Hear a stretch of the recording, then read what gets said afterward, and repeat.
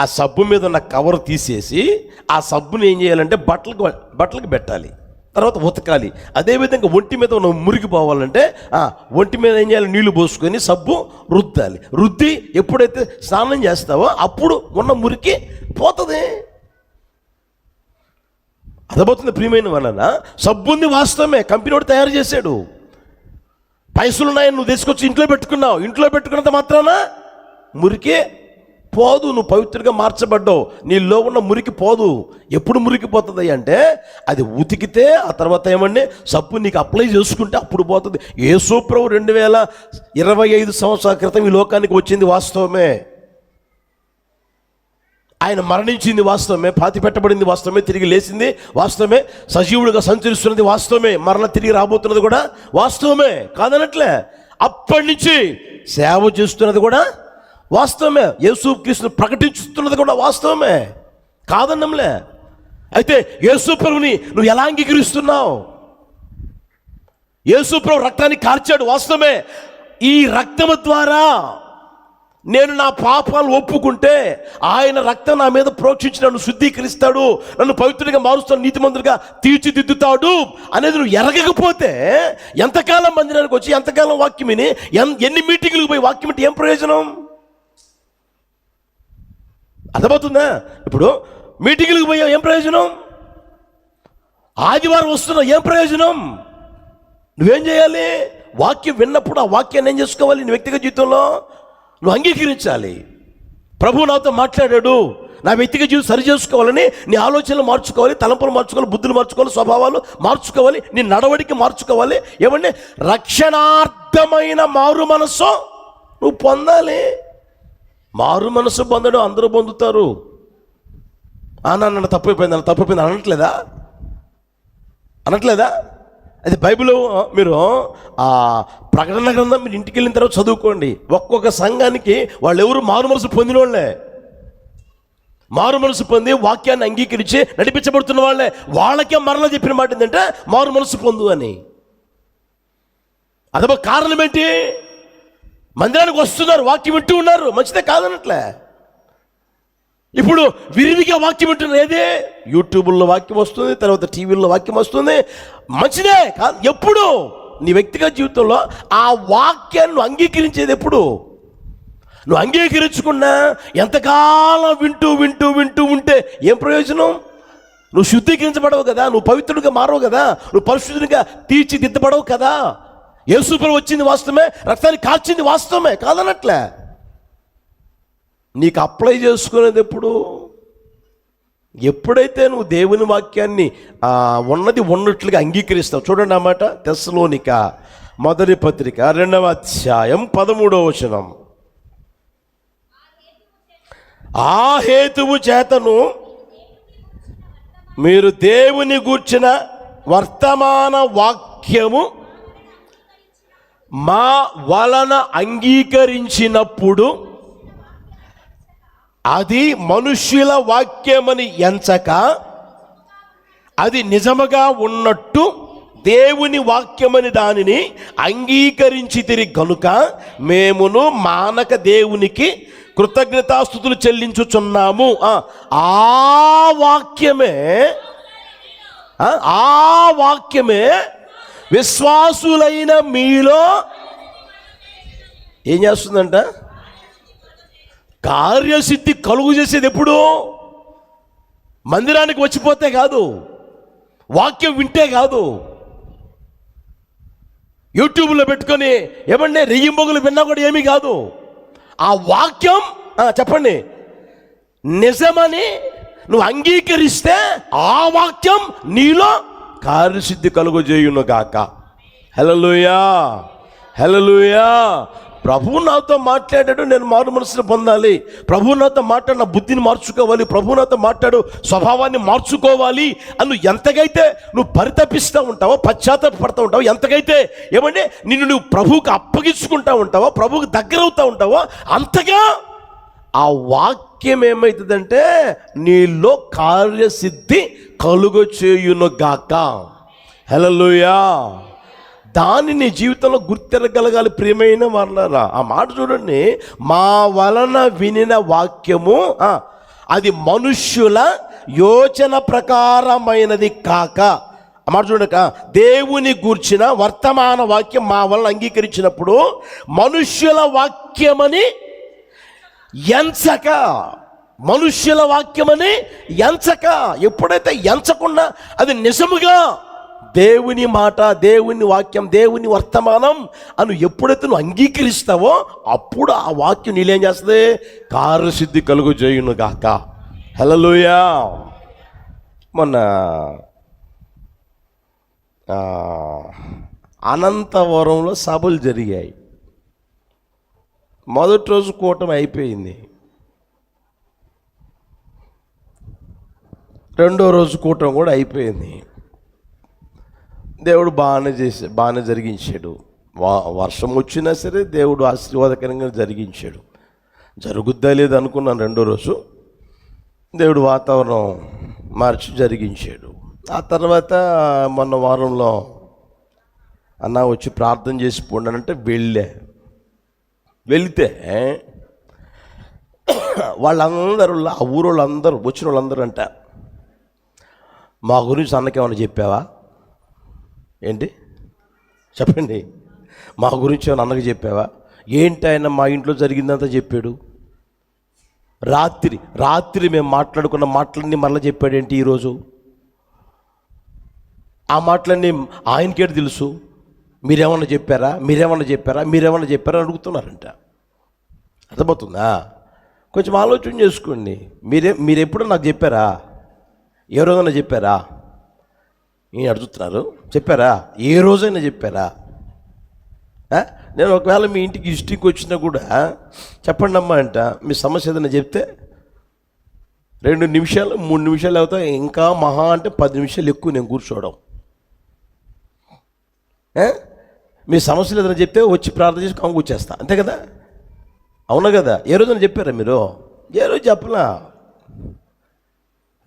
దేవుడు ఆ మాటలు నా నోట పెడతా ఉన్నాడు, ప్రభు మీతో మాట్లాడుతూ ఉన్నాడు. ఆ మధ్య కటివరం నుంచి ఒక తల్లి వచ్చేది, మందిరానికి వచ్చేది. ఓ రోజు నువ్వు ఇష్టికి పోతే, ఏందన్నా రాత్రిలేనన్నా మా భార్యాభర్తలు ఏ మాటలైతే మాట్లాడుకున్నా అవే చెప్తున్నారన్న మీరు. అర్థమవుతుందా? కొంచెం గుర్తెరగండి మీ వ్యక్తిగత జీవితంలో. మీరు చెప్పాల్సిన అవసరం లే, నాకు ఎవడు చెప్పాల్సిన అవసరం లే. అర్థమవుతుందా? ఎవరి మాటలు అవి? ఇప్పుడు చెప్పండి, గట్టిగా చెప్పండి. ఎవరి మాటలు? దేవుడు నా నోట పెడతాను, నేను అదే ప్రార్థన చేసుకుంటా. ఏదో గాలి మాటలు నా నోట పెట్టొద్దు ప్రభువా. జనాలకి ఏ అవసరమైతే అవే కావాలి, వేరే ఎందుకు? కబుర్లు నాకెందుకు? చెత్త మాటలు నాకెందుకు? అర్థమవుతుందా? మీ జీవితాలు బాగుపడే ఆ మాటలు నా నోట ఉంచండి ప్రభువా. మీరు ఎవరెవరో తీసుకొని వస్తున్నారో వాళ్ళకి అవసరమైన మాటలు ఉంచండి చాలు నాకు, అంతకంటే ఇంకేం అవసరం లేదు నాకు. అర్థమవుతుందా? బాగుపడాల్సింది ఎవరు చెప్పరామండి? మందిరానికి వచ్చి ప్రతి ఒక్కరు ఏం కావాలి? బాగుపడాలి, ఆశీర్వదించబడాలి, దీవించబడాలి. అవి చాలు, ఇంక వేరే ఎందుకు? అర్థమవుతుంది ప్రియమైన వాళ్ళారా? కనుక మీ వ్యక్తిగత జీవితంలో ప్రభువు నీ కొరకు నీతో మాట్లాడా? నిజముగా అది ఆ మాట చూడండి అక్కడ, నిజముగా ఉన్నట్లు దేవుని వాక్యమని దానిని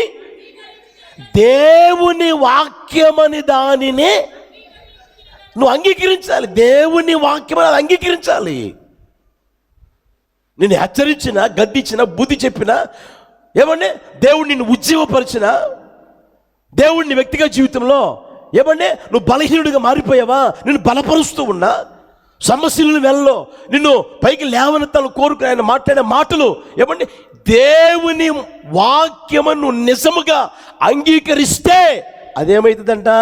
ఆ వాక్యము విశ్వాసులైన మీలో కార్యసిద్ధి కలుగజేయును గాక. హల్లెలూయా, హల్లెలూయా. కనుక ప్రియమైన వాళ్ళరా, దుప్పి ఎలాంటిదంటే పవిత్రమైనది, పరిశుద్ధమైనది. అది హేయమైనది, అపవిత్రమైనది కానే కాదు. ప్రియమైన వాళ్ళరా, ఒక దుప్పి తుప్పే పవిత్రమైనది, ఏమండి హేయమైనది కాకుండా జీవిస్తూ ఉన్న ఆ జీవితాన్ని దేవుడు మనకు తెలియచేయాలని ఏమండి తుప్పితో పోల్చడం జరిగింది. ఈరోజు కాస్త ఆలోచించిన వ్యక్తిగత జీవితం అనుమానం గుర్తెరుగు. ఎంతగా నీ వ్యక్తిగత జీవితంలో పరిశుద్ధతను కోరుకుంటున్నావు, ఎంతగా నీ వ్యక్తిగత జీవితంలో నాలో అపవిత్రత ఉండకూడదని ఆశపడతా ఉన్నావు. యేసయ్య రక్తం ద్వారా కడగబడింది వాస్తవమే. ఇప్పుడు నీ వ్యక్తిగత జీవితంలో రక్షణార్థమైన మారు మనసు పొందాను అన్న ఆ స్థితి ఏమైనా నీకుందా? కలిగి ఉన్నావా?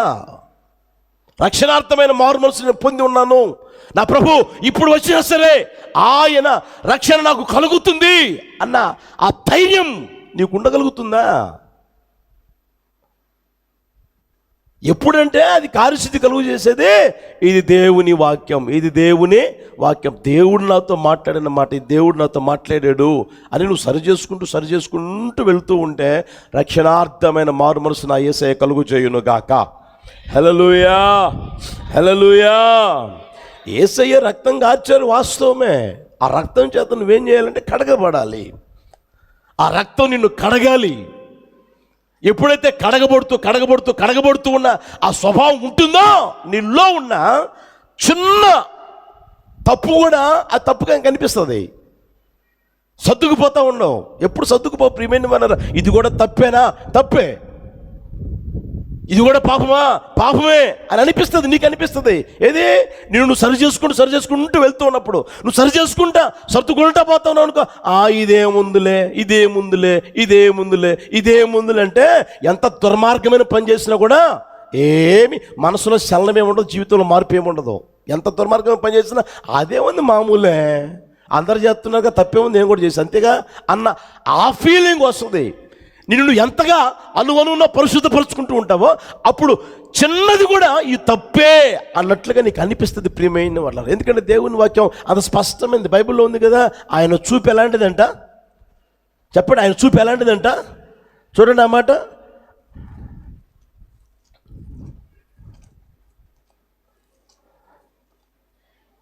చదవండి, రెఫరెన్స్ గుర్తుంటే చదవండి.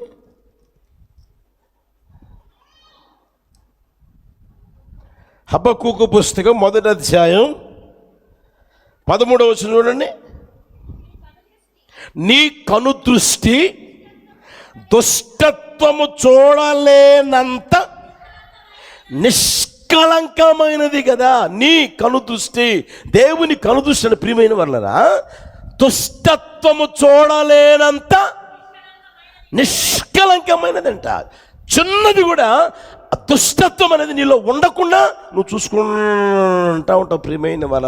అట్టి కృప ప్రభువును అనుగ్రహించును గాక. హల్లెలూయా. 49:21 చూడండి.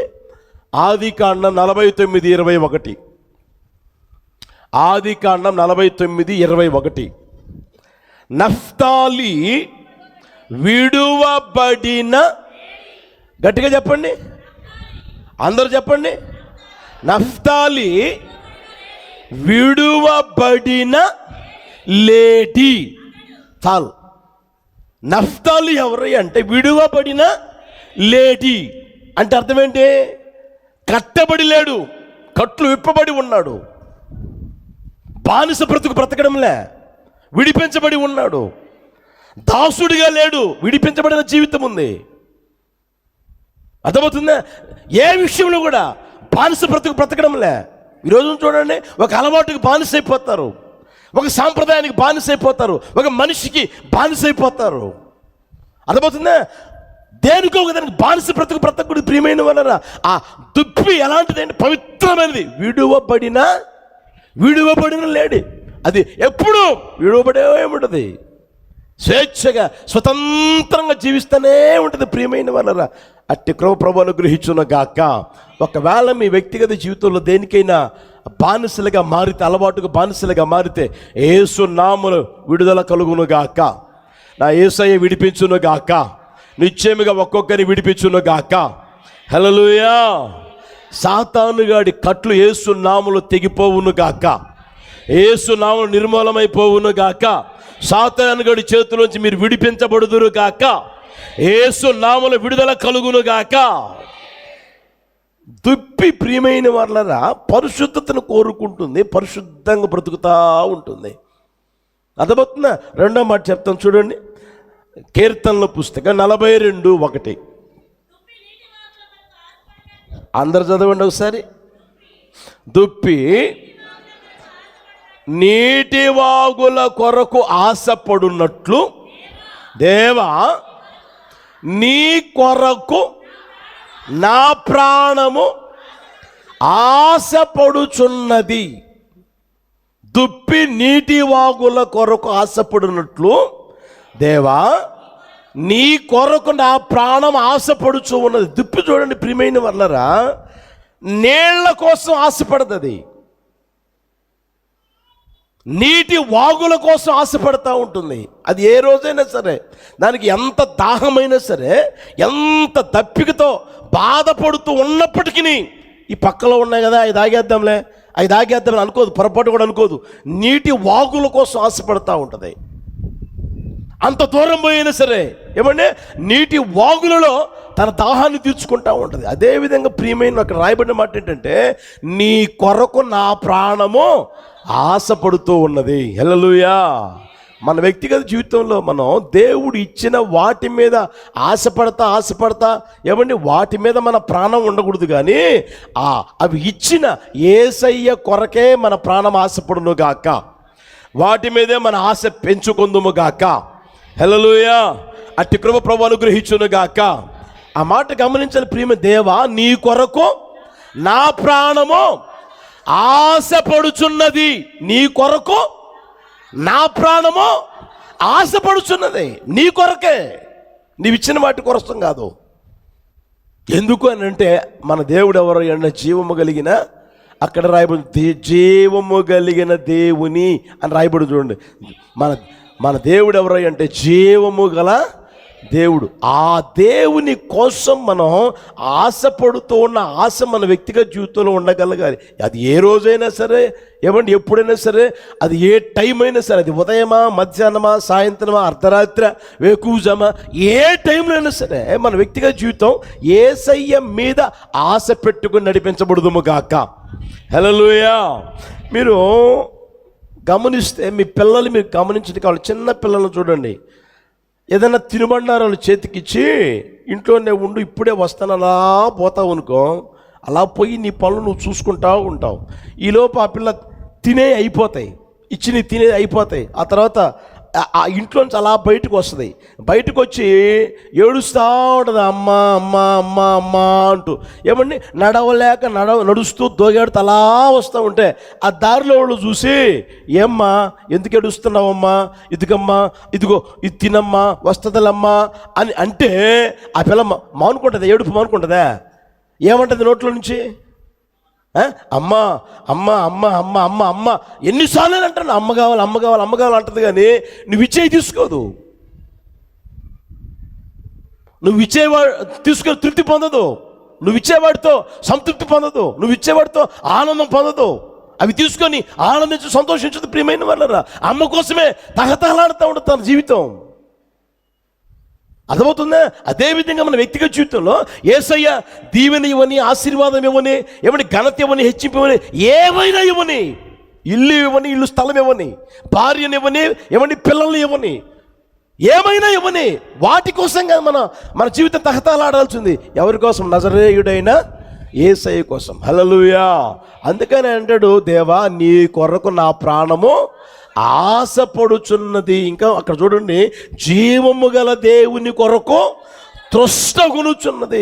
జీవము కలిగిన దేవుని కోసం దాహముకుంటూ ఉన్నది. ప్రియమైన వల్ల ఆ స్థితిలోనికి మన జీవితం వచ్చును గాక. హల్లెలూయా. మీరు బైబిల్లో ఆలోచన చేస్తే 63వ కీర్తన తీయండి. 63వ కీర్తన మొదటి చరణం చూడండి, అందరు చదవండి.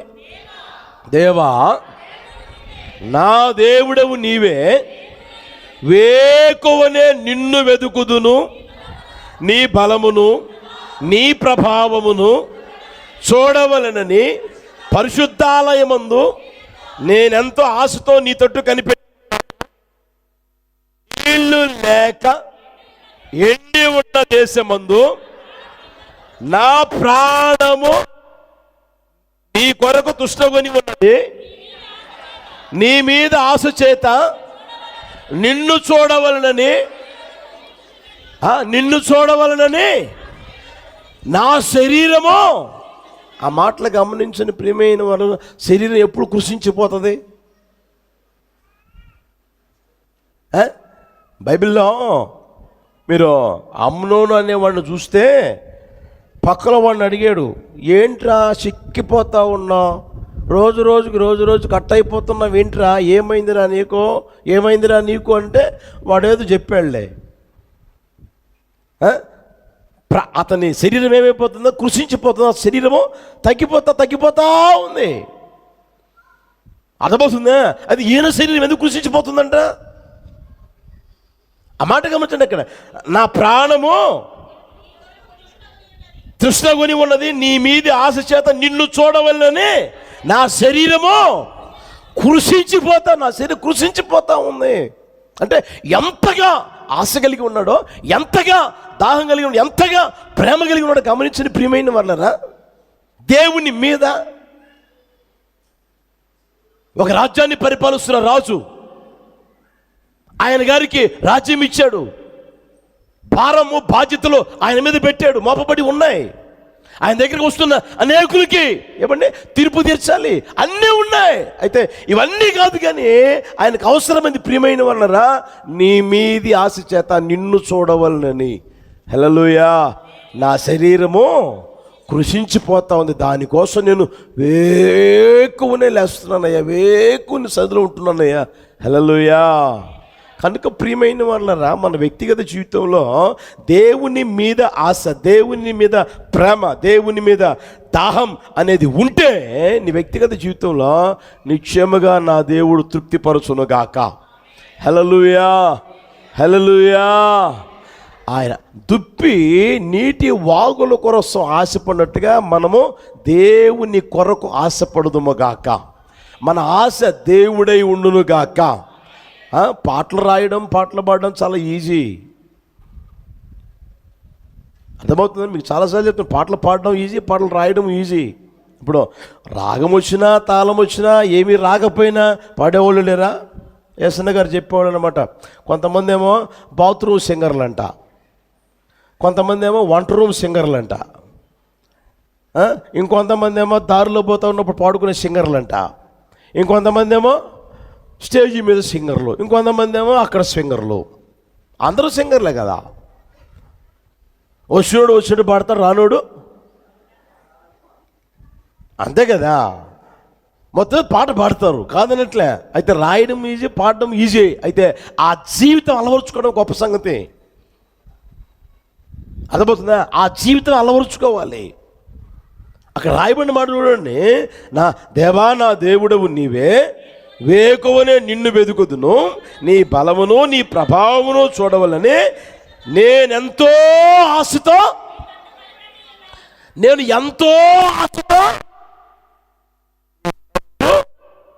కనిపెట్టి ఉన్నాను. నీ తట్టు కనిపెట్టి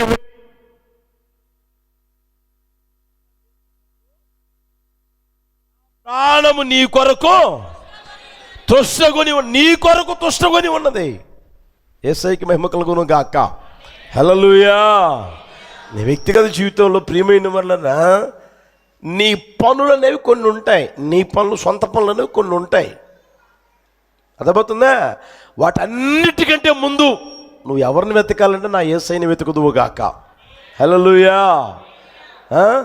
కొంతమంది చూడండి, బెడ్ కాఫీ తాగకుండా కిందకి దిగరు.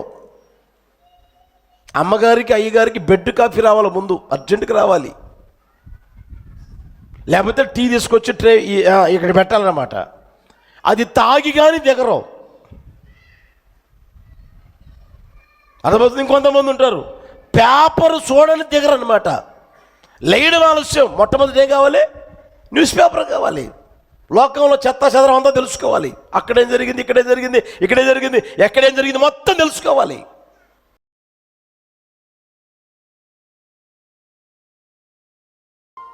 స్తుతి పాత్రుడా స్తోత్రార్హుడా, స్తుతుల